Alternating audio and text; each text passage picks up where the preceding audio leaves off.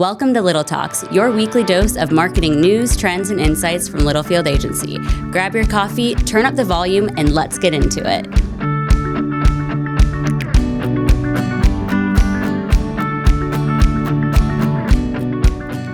Am I on? Yeah. I'm on. I'm not used to this. Usually Sam does the introductions, and Sam's not here, unfortunately, today. He's at a bachelor party, which I'm sure we'll get to hear about on next week's episode. Or maybe not, if he's smart. But we had an opportunity today to record and thought we would. And fortunately, it tags on to a topic we discussed last week where we talked about Gen Z in the workforce. This week, we're going to talk a little bit more to an actual Gen Z because Claudia, let's face it, works here all the time. She didn't really count there. So we have an actual specimen of Gen Z in the studio that we're going to talk to. But before I introduce our guest, why are we doing this today? Well, because Teslas break down. I didn't know they did. I didn't know there were any parts on there that break down, but the wheel motor will. I feel like from what I've heard, you do know they break down. Yeah. I'm a frequent visitor to the service department, it seems like. Welcome, Grasshopper Trent. Thank you. And his son, Grasshopper Andrew. Yeah, he's here picking up his car. He and I are Tesla buddies, and so we share a lot of Tesla woes. But he had the biggest woe. He had to come all the way to a service center in Tulsa from Moundridge, Kansas. Going 74 miles an hour because that's all it would let me do. But they've told you it's good. It's ready to pick up. It's ready to pick up. Okay. So while he was in town, he decided to stop by. We usually don't see Trent until Christmas. He's our season finale guest. But bonus this year, we get some extra Trent. And because I'm one of your premier viewers, I think, besides your mom. She doesn't watch. She doesn't watch anymore. No. I'm moving my way up from chair to chair, and maybe someday I'll get to be in the big spot. This is the first time I've sat in the big spot. But do you have a Southern Hills t-shirt on? No. I've got a Saturday Night Live shirt. Fair. Yeah. Not a big golfer. Same. Same. So you're here, you came in, you did a little work, you guys did some discussing I saw with Rocco and the team. Right. Planning on some future endeavors with website and other pretty big stuff. Mm-hmm, some big stuff that we're trying to integrate into a software makeover at our company. And so this is really looking at that and planning forward with that. Yeah, Grasshopper has a lot of things going on right now. We do. That's all good stuff, all big stuff. Makes it a lot of fun. Yeah. Sure does. So thanks for coming down and breaking out a little time to come in and see us in the office. It's always nice to have you guys in here. But like I said, today we've got Andrew, who is going to represent all of Gen Z and answer a myriad of questions that Trent got from ChatGPT, which is, do you use ChatGPT at all, Andrew? I do, yeah. To cheat on homework and stuff? Or? I wouldn't go that far. Okay. To aid in homework. Right. To help better understand what the teacher may not have covered, right? Yeah, that's the best way to put it, I think. Yeah. Okay, yeah, and it's totally fine. That's one of the things I want to ask you about as we go through this is how you're using ChatGPT and getting both maybe nefarious stuff and, helpful stuff because it's going to be part of our lives and it's going to be part of going to school and working and all this stuff moving forward. So there's a kind of a concept that for a while that I think schools are like, oh, this is bad and we have to hide it. Now they're kind of figuring out, no, it's here. We need to figure out how to use it. I'm just curious what they're doing with that. So, yeah, so I've actually spoken to some teachers on their side. I know both students and teachers are using it at the moment. Students, like you said, may use it to cheat, but another use for it, like understanding information. I'm a journalist, and I think when you're writing stories and you're trying to produce things quickly, you want to understand things quickly. And ChatGPT is maybe one of the best ways to do that easily and accessibly.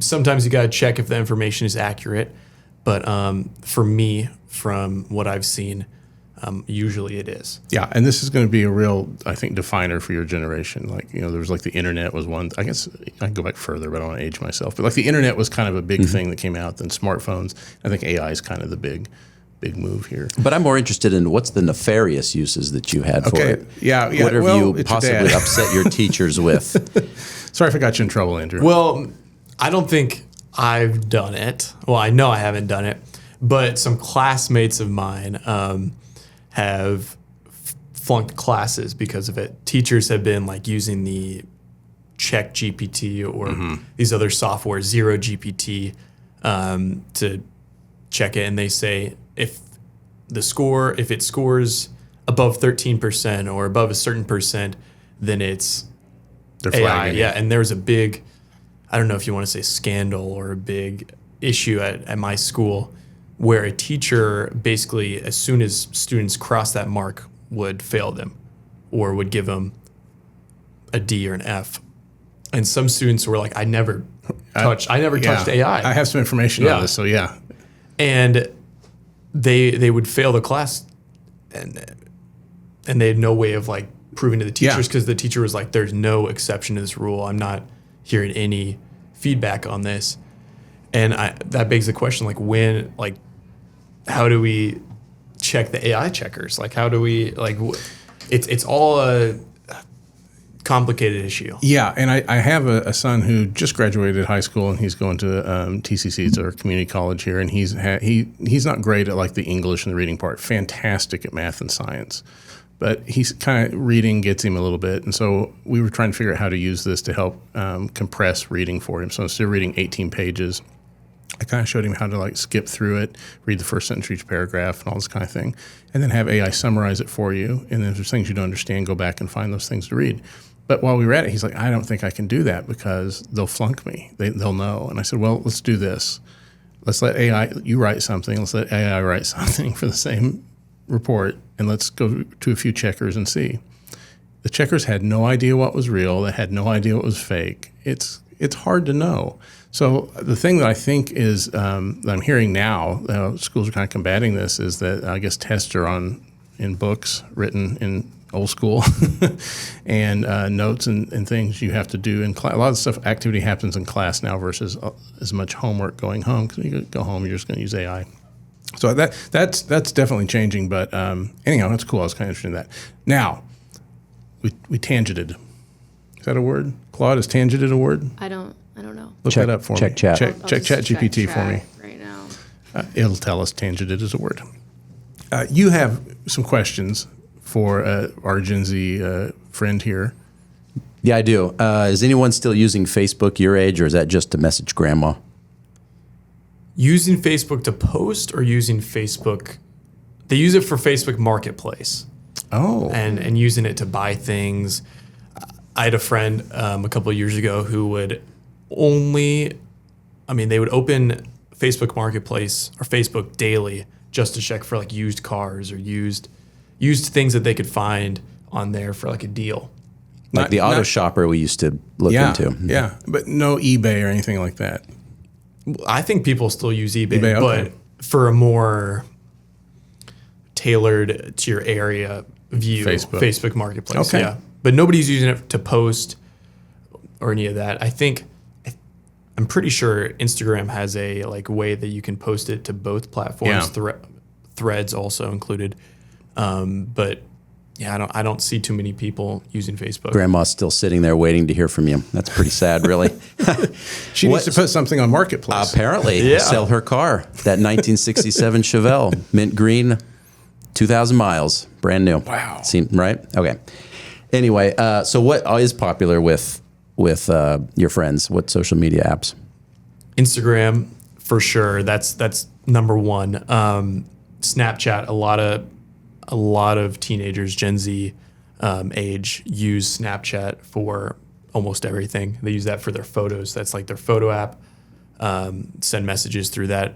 Some friends, I can't even contact them like on the messages on the text on my phone. I have to text them through Snapchat to reach them. Claudia, do you have friends like that? My younger sister, for a long time, I had to call her via Snapchat because that's an option. Wow. And she would not answer my calls unless she was on Snapchat. It was weird.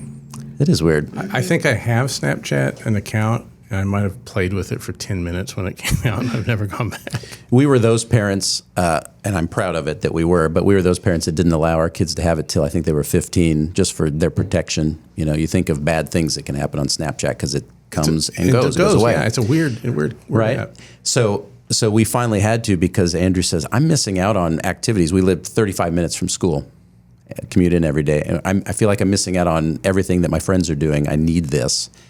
So we finally let them at the age of 15. So yeah. What about WhatsApp? Do you guys use WhatsApp? No. Okay. Nobody uses WhatsApp. Claudia made me use it when she traveled to Europe. That was only when I was in Europe because that's all they use over Everybody international uses that, Yeah, right? big one. Sort of like texting or calling. Yeah. Nobody has an international dialing plan, it seems like. Okay, what do you first look at first thing in the morning, social-wise? Okay, Strava. Have you guys heard of Strava? Strava. I don't know what Strava is. Is that a drink? No. Sounds Did like you have that drink last Sounds night? like you a said? sweetener, doesn't it? Yeah. Strava is you could say Instagram or the Facebook of running or activities. Oh, okay. So not as much now, but during track season or cross country season, I would always check that, see what my teammates were up to on their workouts, update my workouts. Was this like a competition thing where you're like trying to keep up with them and so you want to see what they're doing? Yeah. You can check all your running stats. Here, I'll open it up really quick, and it tracks your heart rate, strides per minute. While he's all pulling those that running up, related. I watched him run a race somewhere when we were on vacation and met a guy he competed against and finished first and second with. And now they're Strava friends, sort of like they'd be on Instagram or Facebook, and they'll never see each other in person ever again. Wow. But they're able to keep up with each other, just sort of the same way. Kind of very specific to their interests. Yeah. So cool. It basically tracks your activities. You can see all your mileage from week to week. And it just takes all the data from your majority of runners use Garmin or Coros, Apple watches or Samsung watches. It takes all that data, puts it right onto that social media for running, and you can keep up with your fellow athletes that way. I would not have guessed that as the first app he opens. He's a runner. Yeah. If you weren't a runner, it'd probably still be Strava. I don't think so. No. Another thing that I've been opening early is YouTube. If you've been following on YouTube recently, Ryan Trahan has been releasing a 50-day series where he goes to 50 states. Yeah. Mm-hmm. It's been very popular on YouTube, and a lot of people have been adding that to their daily routine, watching the videos. I was a couple days behind because I missed a couple videos. Finally caught up, and I've been watching them every day. And we didn't ask about YouTube, but that's still in the mix. No, YouTube, I think is for my generation, could be more popular than Netflix. I would believe it. Yeah. I would believe, and it's an older platform too, Trent. It's been around 20 years. 20 years. Right? They just celebrated that, didn't they? Yeah, I think so. That's interesting, isn't it? The other question I wanted to ask you was, when I was your age or even younger, I would wake up and I'd eat my bowl of Cheerios and I'd watch SportsCenter. So that's not what you do. You don't turn in our house, the TV doesn't go on in the morning at all. Nobody watches anything. Apparently they watch YouTube. Or something like that. Right? Yeah, that's your show, that's your program. So as far as sports clips, like a sport specific even to SportsCenter, what would be your way of getting clips then? Clips, Instagram highlights, whatever. Yeah, highlights. Well, that's what I'm thinking. Instagram, the sports accounts post the little clips and stuff. And if you want to watch more from the game, longer highlights, you go into YouTube, and then I guess if SportsCenter's on, you watch that. Sure, wasn't that funny? When we were kids, we thought, well, that sure beats having to wait for the morning paper to look at the box score. Right. You could read the crawl, and now these kids, it's even faster. It's just as soon as that play happens, it's posted by the team. Waiting on the crawl is ridiculous now, right? What's your first app you open in the morning? My email, probably. I'm pretty old school. I don't do a whole lot on my phone, but work, really. I bet you do. Do you run a zero inbox? I wish. Oh, you don't? No, I try, and I usually have to be away from the office where I'm, no distractions. Mm-hmm. And I think I had zero inbox on Christmas 2018. And you remember the day. Never back since. I wake up and immediately have 40 pieces of junk mail that came in overnight, and so it's an unsubscribe swipe because I can't stand having that red circle down there. So the one thing that I always thought would be a neat podcast topic is I would sit here and recommend all the different pieces of software that I like to use. But one of them that I talk about for email, we'll get on a tangent again, tangenticize this one. Not a word. By Not the a way. word. Not yet. Is SaneBox. That's a good thing that takes all of your less important emails and puts them aside. If it's junk, you can put it into a black hole where it never comes back again, and you don't have to unsubscribe because then you don't show them that you're a real person. They really maybe still put you on a list or whatever. But that was pretty interesting. So I want to ask you, talking about Ryan Trahan, he's a bit of an influencer. He's more of an entertainer, I suppose. Do you believe when you see influencers selling things in social, do you believe them? Are you more likely to believe them, or do you go, oh, they're just a paid person, just like an endorser in any TV ad? I don't believe it. So back to YouTube. I recently watched a YouTube video about this, like a long form video essay, and it said, it basically talked about how Gen Z, different from millennials, has been like we can tell if somebody is not genuine. Mm-hmm. I don't know if that's true for everybody, but it's becoming more common. Gen Z cares a lot more about the genuineness of a creator, of an influencer. Is that a product that they actually care about, that they actually are, that it makes sense for them to promote, or is it just a cash grab for them? Yeah. So it'd be weird to see, like, I don't know. I'm trying to think of something the Kardashians would promote that makes no sense. I think everything may make sense. I think there. of like Alex Earl doing the Carl's Jr. burger. That was like That was obviously a cash grab, Yeah. but Okay. because like why would she be eating Carl's Jr.?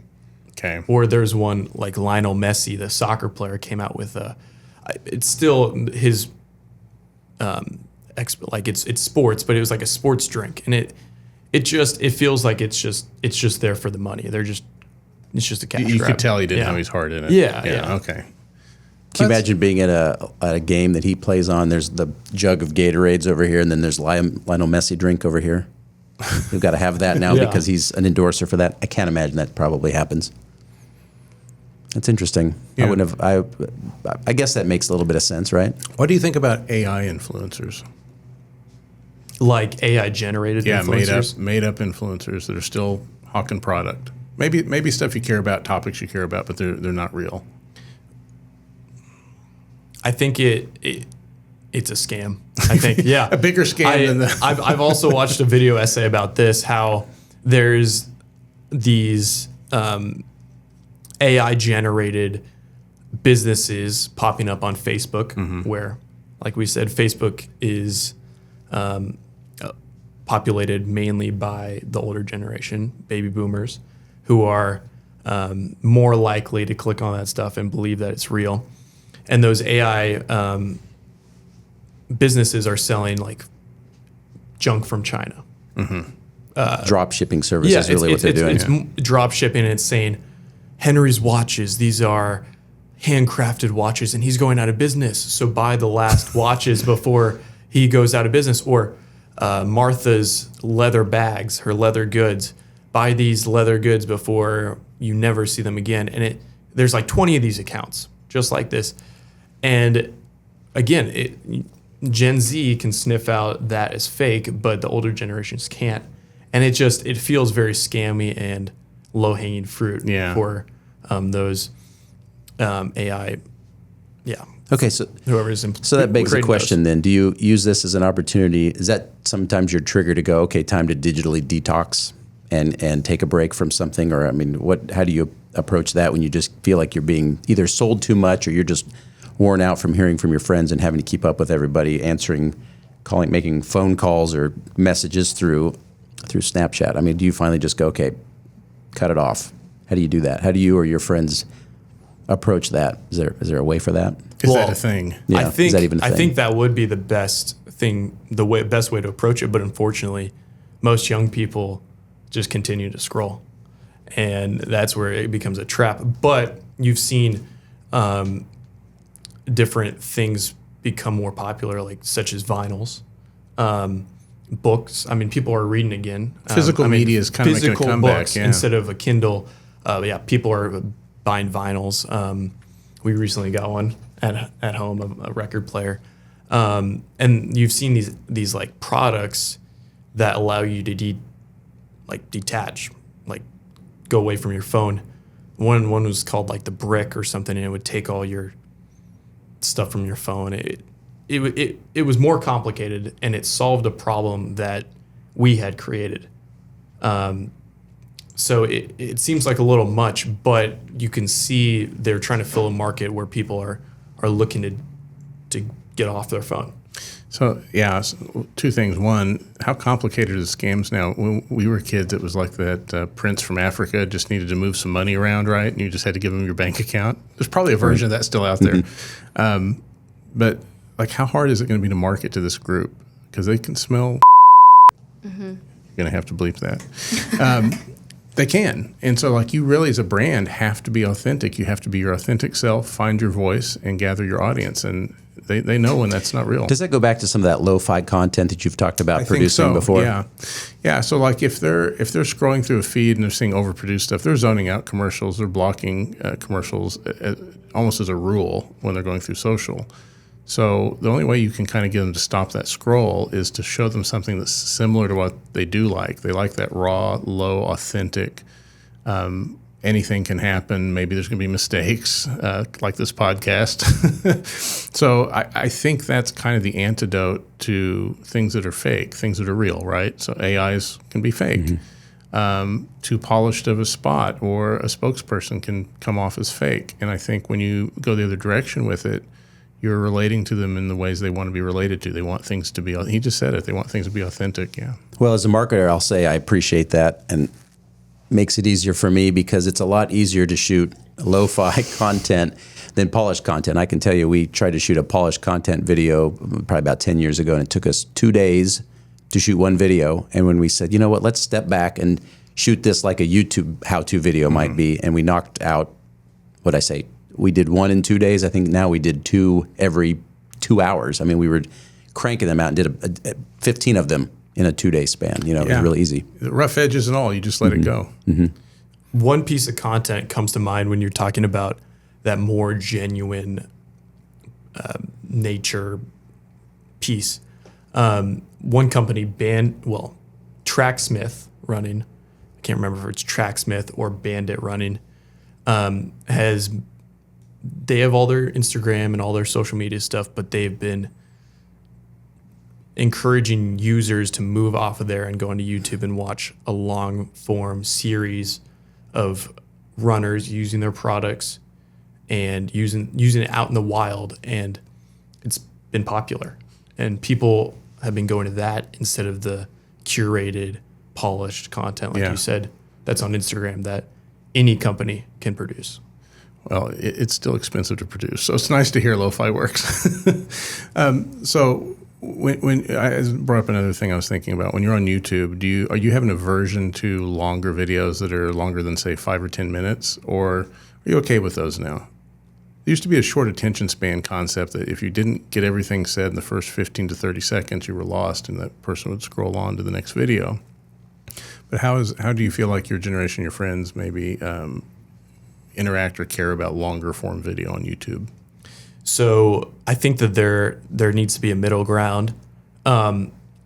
Early in the YouTube space, Mr. Beast popularized the ultra edited and ultra curated content that was every second of the intro mattered. Like, you would be 11 seconds into the video and he would have created a hook. He would have shown you the challenge. He would have shown you all these different pieces of the video. And I think that still works for Gen Alpha, the next generation, the younger kids, the iPad generation, as you say. But that can get annoying. It can feel fake. I'm choosing my words here because sometimes you can have a boring video and a boring intro and all that. I've made a few at this very desk. you need to find a middle ground. You need to find something that's it catches your attention and it has a good hook, but it's not boom, boom, boom, boom edited where you need that fast attention and it feels like you're just going from the next thing. So storytelling still kind of matters there. You still want to be led through a story and have some emotional connection to that story and go along on the journey. Yeah, I think a good story is always going to work. Yeah. Some things are eternal. Yeah. And that goes back to why he likes records. I mean, I think he has had everything at his fingertips on Spotify. You know, you didn't have to go buy the album at the store. You didn't have to go wait. Well, talk about a movie series on Netflix. They launch all 10 episodes at one time, Apple TV or wherever. You don't have to wait week by week to watch the serial of it.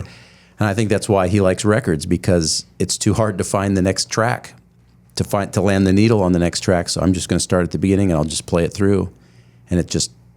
There's an emotion to records and CDs. I used to go look for a lot of bootlegs. I'm a big Prince fan, and so he had a ton of bootlegs he didn't want people to have. But I knew they were out there, and so that was part of the thrill of the hunt, was finding it. Like, oh my gosh, there's something. It wasn't as easy as just going, Napster later, for a while or whatever, but going online to find those things. When you had to go search record stores, or maybe I'd be traveling, I'd be in another city, I'd want to hit those record stores. There was something to the thrill of the hunt, and that's not the same when you're just pulling it up on Spotify and letting it roll. Yeah. So that whole concept of going back to records is cool. And by the way, the artwork's so much cooler, right? Like they have these gate things that fold out, and sometimes there's lyrics and additional. It's pretty neat. I think it's also cool to collect something and have something that's your own. Like you actually own the music. You did the work to build this library, right? And it's probably frustrating to like your generation, where it's like, I think Mom showed us something, and it was like, oh, we own CDs, and then we own the Walkman, and like it's come full circle, and all that, and it's like, but now we have to buy this other stuff. And how many times we've given an artist money on the same song, really, and depending, especially if you're say 60 or 70 years old, where you went from 8-track and records to cassettes to CDs, then you did the digital download. And now, now it's sort of, I mean, a lot of the records you have are because you raided your grandparents' record collection, actually. They're old stuff. And it's just funny that it's come back. I've thought of that. How many times have I paid the Beatles for the White Album? Right. At least 5. Yeah. I lost a CD in there somewhere. I had to rebuy it. And Yoko thanks you. Yeah, she's happy. Keep her alive. Well, Trent, do you have any other questions? No, that's great. That was a lot more insight than I had any idea what the gens are thinking. There might be some actionable insight there for us as well. We've learned some stuff. Well, both of you, again, thanks for dropping by today. It's always nice to have you guys in studio here. Thank you. I think this appearance puts you above Mike now. Good. So yeah, good. That's really what it's about. But I believe he's here on Monday. I think board. he's here on Monday, so we'll see what happens.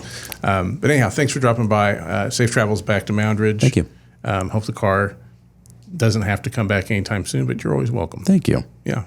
Thank you. And Andrew, thank you so much. Claude, thank you as well. And we'll see you guys next week. And that's a wrap. We hope you found a spark of inspiration for your marketing strategy. Don't forget to subscribe and follow us at Littlefield Agency to keep the conversation going. Catch you next time.